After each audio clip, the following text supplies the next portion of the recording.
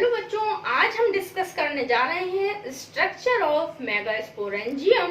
Megasporangium जिसे normally हम कहते हैं ओव्यूल या बीजाणु, और मेगास्पोरेंजियम यानी कि गुरु बीजाणु धानी, जिसमें गुरु बीजाणु या मेगास्पोर्स का डेवलपमेंट होता है। लास्ट वीडियो में हमने पिस्टिल का स्ट्रक्चर डिस्कस किया था। उसमें हमने आपको बताया था कि ओवरी वॉल ये सपोज करिए ये ओवरी वॉल है, तो ओवरी वॉल में इस तरह से प्लेसेंटा पाया जाता है। प्लेसेंटा में ही ओव्यूल अटैच होते हैं। प्लेसेंटा का जो अलग अलग विन्यास है उसे हम प्लेसेंटेशन कहते हैं। अब जो आज हम जो ओव्यूल डिस्कस करने जा रहे हैं वो है एनाट्रोपस ओव्यूल।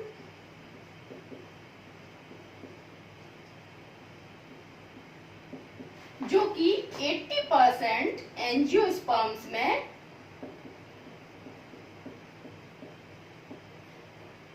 80% एंजियोस्पर्म्स में एनाट्रोपिक ओव्यूल ही पाया जाता है। तो जो ये ओवरी वॉल है, ओवरी वॉल में इस तरह से प्लेसेंटा पाया जाता है। प्लेसेंटा में से ही ओव्यूल अटैच रहता है। अब जो ओव्यूल है ये दो मेन पार्ट से मिलकर के बना होता है, एक स्टॉक लाइक स्ट्रक्चर और स्टॉक लाइक स्ट्रक्चर से एक इस तरह से बॉडी जुड़ी होती है।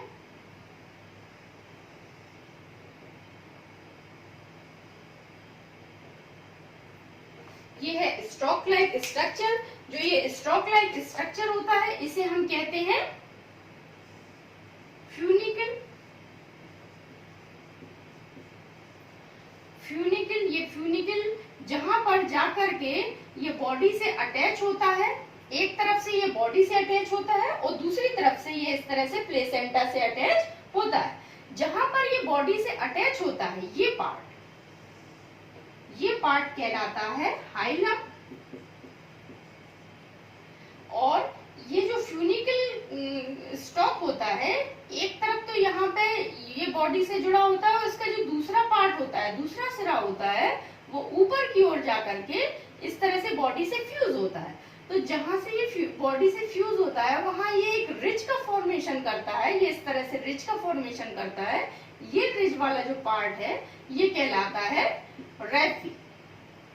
ओके, अब ये जो बॉडी है, इस बॉडी में इस तरह से दो इंटेगुमेंट्स पाए जाते हैं।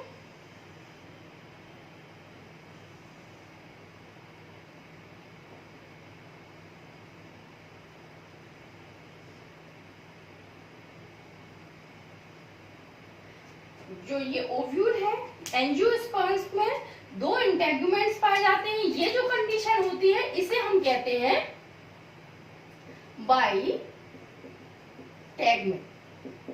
बाइटैगमेंट मतलब टू इंटेगुमेंट्स।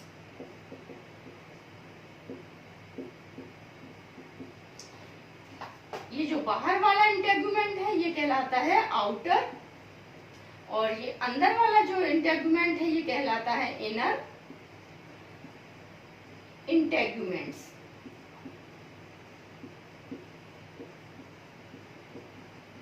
ओके, अब ये जो इंटेगुमेंट्स हैं जिस पार्ट से ये निकलते हैं, ये वाला पार्ट, ये पार्ट कहलाता है चैलेजा।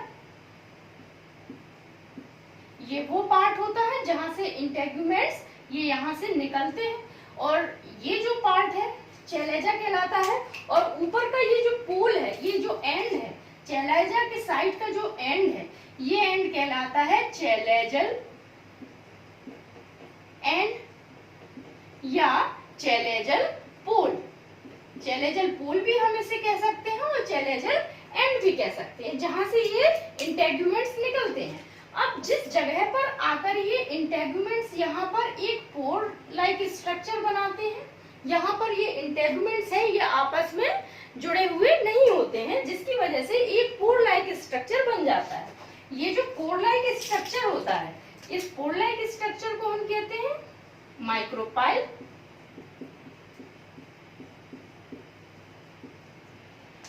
जो फर्टिलाइजेशन के समय पोलन ट्यूब आती है तो वो इसी पोर से इस ओव्यूल के अंदर एंटर करती है। तो ये जो पोर है इसे हम कहते हैं माइक्रोपाइल, जहां पर ये इंटेगुमेंट्स आपस में जुड़े हुए नहीं है, तो एक पोर का फॉर्मेशन हो गया है। और ये जो एंड है, जब जिस तरफ माइक्रोपाइल होता है, माइक्रोपाइल के साइड जो एंड होता है इसे हम कहते हैं माइक्रोपाइलर एंड।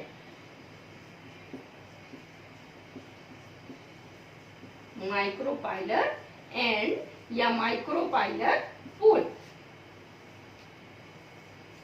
ठीक है। इंटेगुमेंट्स जहां से निकले वो पार्ट कहलाया चैलेजा और वो पोल कहलाया चैलाइजल पोल। जहां इंटेगुमेंट्स आकर आपस में एक पोरनुमा स्ट्रक्चर बनाया वो पोर कहलाया माइक्रोपाइल और वो एंड कहलाया माइक्रोपाइलर एंड या माइक्रोपाइलर पोल। अब ये जो अंदर का स्ट्रक्चर है इसका, दोनों इंटेगुमेंट्स, ये दोनों जो इंटेगुमेंट्स होते हैं ये इस तरह से सेल्स के एक मास को कवर करे होते हैं।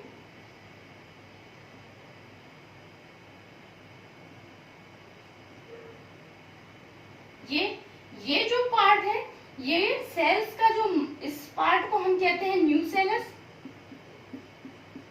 न्यूसेलस में डिप्लॉयड पैरेनकाइमेटस सेल्स पाई जाती है। सेल्स कैसी होती है? डिप्लॉयड यानी कि द्विगुणित 2n। और सेल्स कैसी होती है? ये पैरेनकाइमेटस सेल्स होती हैं।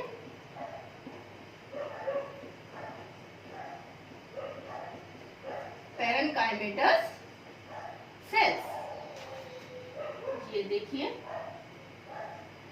ये जो ओव्यूल का सबसे बड़ा पार्ट होता है, न्यूसेलस जो होता है ओव्यूल का सबसे बड़ा पार्ट होता है और इस तरह से ये पैरेनकाइमेटस सेल्स से भरा हुआ होता है। पैरेनकाइमेटस सेल्स ये डिप्लॉयड होती हैं, गुणसूत्रों की द्विगुणित संख्या इनमें पाई जाती है और ये काफी मात्रा में न्यूट्रिटिव मटेरियल या फूड मटेरियल से भरी हुई रहती है। फूड मटेरियल से भरी हुई क्यों होती है? क्योंकि इनको एम्ब्रियो सैक को पोषण प्रदान करना होता है। अब ये जो न्यूसेलस है इसकी सेल्स की जो लेयर्स है उनके आधार पर हम इसको दो पार्ट में इसको डिवाइड कर सकते हैं। न्यूसेलस जब कम मात्रा में होता है तो इसे कहेंगे टेंग्यू न्यूसेलेट और न्यूसेलस जब ज्यादा मात्रा में होता है तो इसे कहते हैं क्रेसी न्यूसेलेट।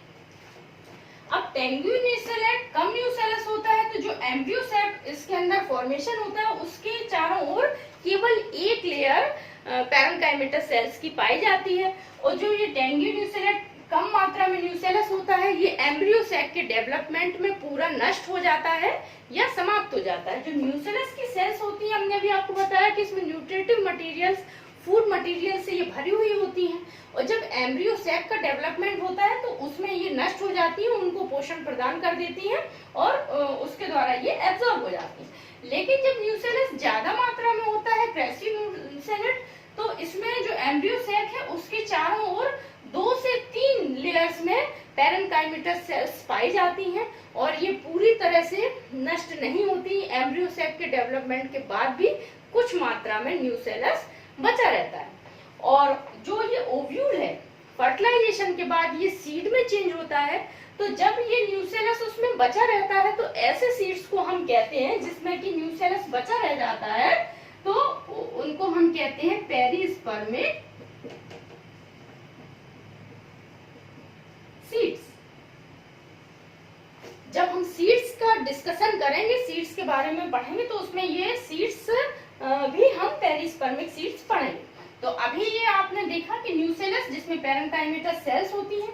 अब ये जो सेल्स होती हैं इनमें से ही एक सेल जो कि माइक्रोपाइल के साइड के एंड में होती है, मतलब जो माइक्रोपाइलर एंड है यहाँ पर एक सेल आकार में बड़ी हो जाती है और इस सेल को हम कहते हैं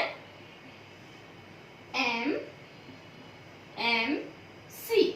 जब हमने मेल पार्ट डिस्कस किया था, माइक्रोस्पोरेंजियम पढ़ा था, तो उसमें हमने MMC का क्या फुल फॉर्म बताया था?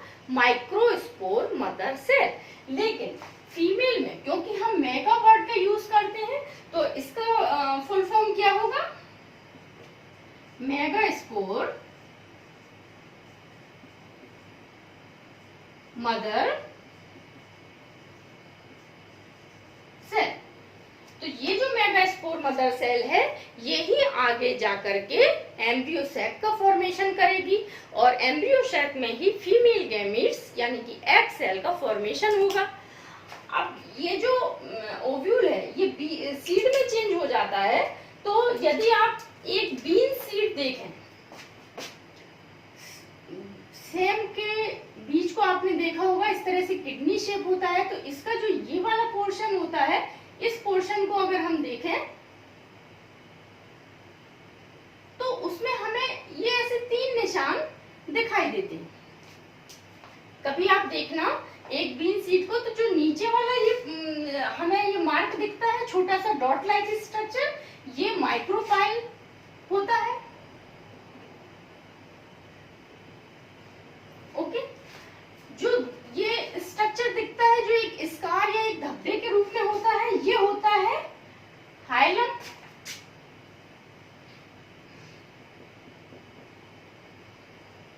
और ये जो अगली डॉट आप देख रहे हैं, ये होता है वो स्थान जहां से ये रेफी इसमें अटैच होता है। तो ये पार्ट होता है रेफी।